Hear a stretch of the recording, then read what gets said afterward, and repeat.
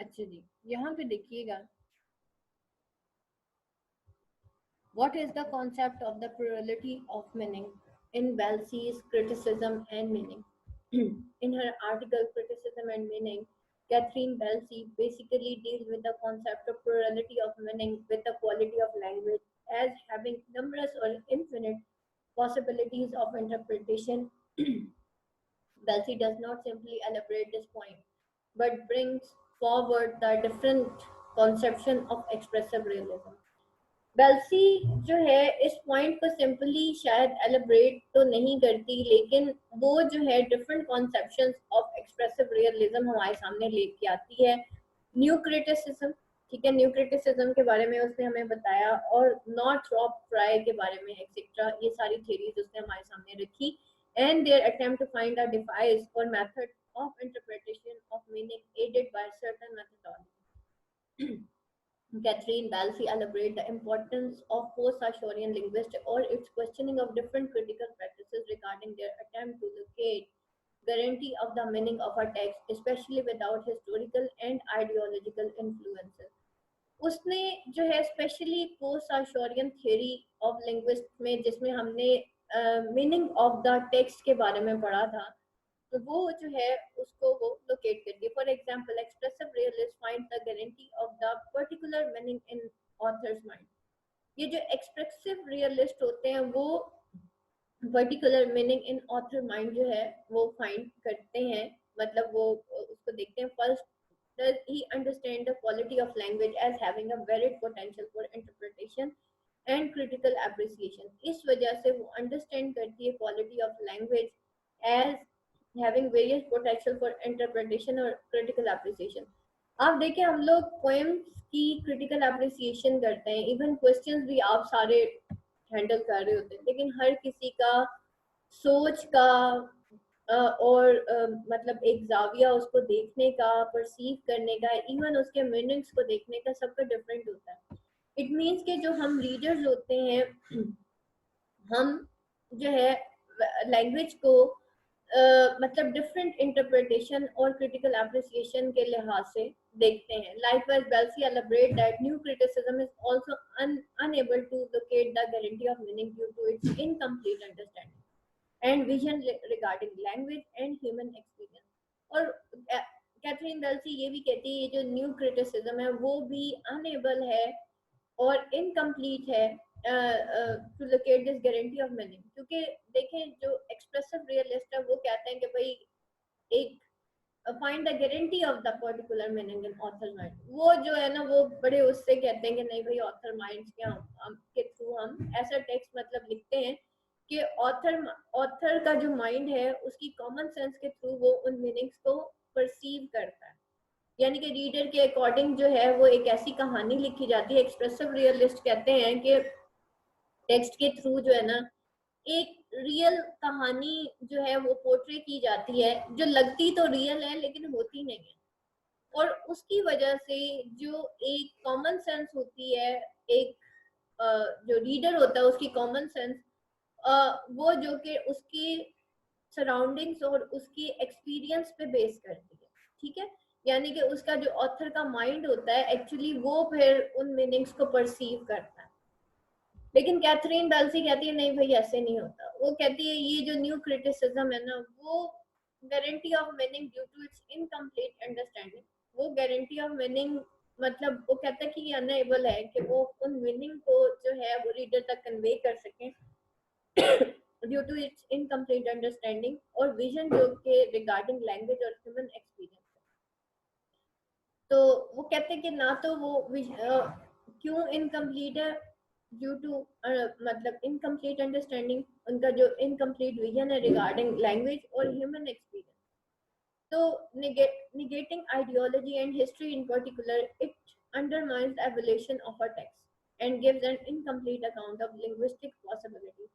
और ये नेगेट करती है आइडियोलॉजी को और हिस्ट्री को इन पर्टिकुलर, और ये अंडरमाइन करती है एवोल्यूशन ऑफ अ टेक्स्ट को, ठीक है, और वो एक incomplete account of linguistic possibility जो है वो हमारे सामने आती है। Language being a social fact is subject to a variety of major and minor changes. even when a single social system wealthy gives an excellent example of sentence. और language जो है वो एक सोशल फैक्ट है, is subject to a variety of major and minor changes. Language एक social fact है, इस ये उसका जो सब्जेक्ट है, और ये किस चीज का सब्जेक्ट है, variety of major and minor changes का, even within a single social system. Language के थ्रू ही जो है आपको एक सब्जेक्ट मैटर के थ्रू बताया जाता है कि सोसाइटी के अंदर क्या माइनर चेंजेस हो रही हैं और वो सोशल सिस्टम किस तरह का है। Belsey gives an excellent example of a sentence that democracy will ensue that we extend the boundary of civilization। वो कहती है कि डेमोक्रेसी ही ये इंस्यू करेगी कि हम जो है एक्सटेंड कर चुके हैं the boundary of civilization. Democracy क्या होती है, freedom of each and every individual, उसको डेमोक्रेसी कहते हैं। डेमोक्रेसी एक डेमोक्रेटिक सिस्टम के अंदर क्या होता है, हर इंसान आजाद होता है, वो जो चाहे मर्जी बोल सकता है। अब इस डेमोक्रेसी ने ही हमारे एक्चुअली जो है ये डेमोक्रेसी की जिन्होंने आवाज उठाई थी ना, इन्होंने दुनिया तबाह करके रख दी है।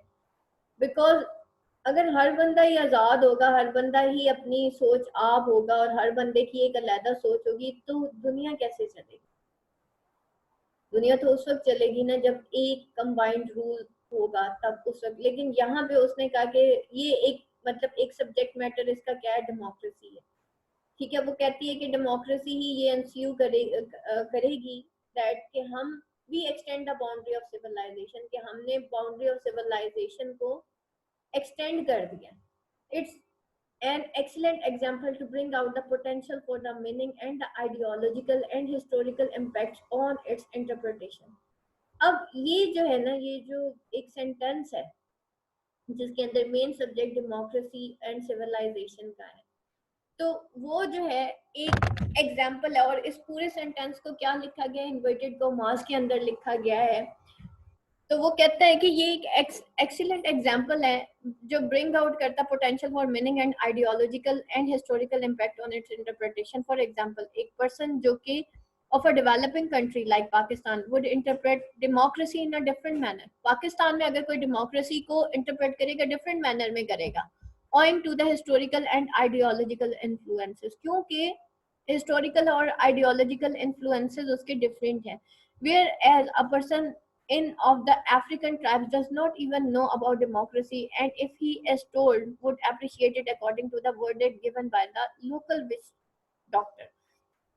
लेकिन अगर यही डेमोक्रेसी की बात जो है कोई अफ्रीकन करे और उसको कहा जाए कि भाई, वो तो उसको पता भी नहीं होगा, बल्कि वो क्या करेगा, लोकल विच डॉक्टर, किसी पीर फकीर टाइप खातून या किसी विच डॉक्टर के पास चला जाएगा कि भाई इसको वर्डिक्ट करो कि ये वर्ड का मीनिंग क्या है। Democracy and civilization carry totally different concepts in developed country. For example, the Scandinavian states, Norway, Sweden, Denmark, and Iceland have a freedom level of individuality to an extent that would be unthinkable in the states like Iran। ठीक है, अब वो जब democracy और civilisation है, totally different concept है developed countries के अंदर, कि इन कंट्रीज के अंदर जो है फ्रीडम लेवल जो है इंडिविजुअलिटी का वो इस हद तक है, यानी कि हर इंसान जो है वो इंडिविजुअली फ्री है। That would be unthinkable in the states like Iran, जो कि स्टेट्स लाइक ईरान में शायद अनथिंकेबल है, सोचा भी नहीं जा सकता कि कोई इंसान जो है अपनी फ्री थॉट्स को फ्रीली जो है वो कन्वे कर सकता है। This example of the word democracy makes evident the fact that language is a social fact and meaning of a sentence in a discourse will be directly influenced by different influences. वो कहता है कि यहाँ पे अब आप देखें, एक वर्ड है डेमोक्रेसी। अब लैंग्वेज जो है वो एक सोशल सिस्टम का नाम होता है, यानी कि वहाँ के इर्द गिर्द के हालात के हिसाब से जो वहाँ की जो लैंग्वेज जो भी चीज डिफाइन करी होती है, हम वहाँ पे वर्ड्स के मीनिंग डिफरेंट एस्पेक्ट्स में ले रहे होते हैं। ठीक है, तो इसी को डुअलिटी ऑफ मीनिंग कहते हैं, इसी को इल्यूजन कहते हैं, इसी को हम प्लुरलिटी कहते हैं। तो वो कहता है लैंग्वेज जो है ना वो एक सोशल फैक्ट है, meaning of sentence and discourse, और इन्फ्लुएंस होता है वो डिफरेंट इन्फ्लुएंसेस से, which could be of an ideological और हिस्टोरिकल और प्योरली लिंग्विस्टिक नेचर। हो सकता है वो वहाँ की उस मुल्क की आइडियोलॉजी ऐसी हो, हिस्ट्री ऐसी हो, या प्योरली लिंग्विस्टिक नेचर ऐसी हो। This is evident again that the meaning in particular sentences proven. इस वजह से इस मीनिंग इस particular meaning in a particular sentence is proven.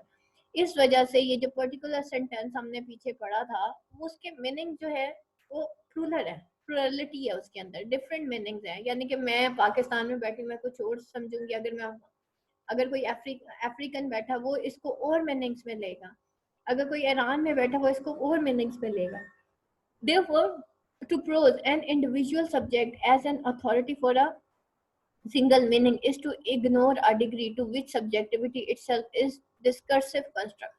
तो इस वजह से वो कहता है to pose an individual subject, कि जब आप एक इंडिविजुअल सब्जेक्ट को पोज करते हैं as an authority for a single meaning, कि आप उसको मतलब एक सब्जेक्ट को, इंडिविजुअल सब्जेक्ट को एक authority for a single meaning देते हैं, तो is to ignore a degree, तो आपको वो एक अथॉरिटी ऑफ सिंगल मीनिंग जो है ना, आपको वो उसको इग्नोर करना पड़ेगा, इग्नोर अ डिग्री, कि आप उसको सिर्फ एक मीनिंग के अंडर ना देखें। To which subjectivity itself is a discursive construct, जिसमें सब्जेक्टिविटी खुद एक डिस्कर्सिव कॉन्स्ट्रक्ट है।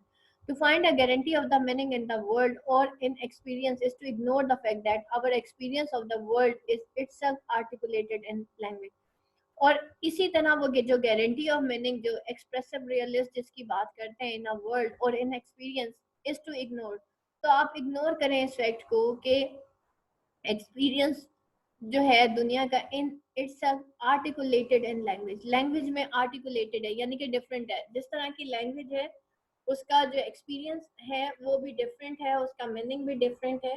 तो इस वजह से आप उसको एक ही मीनिंग के अंदर नहीं जो है वो उसको एक्सप्लेन कर सकते हैं। Catherine Belsey elaborate the plurality of meaning and its crucial significance in critical practice. और इस तरह से कैथरीन बेल्सी जो है वो एलिब्रेट करती है प्लूरलिटी ऑफ मीनिंग और उसकी crucial significance in critical practice. अच्छा जी, उसके बाद जो है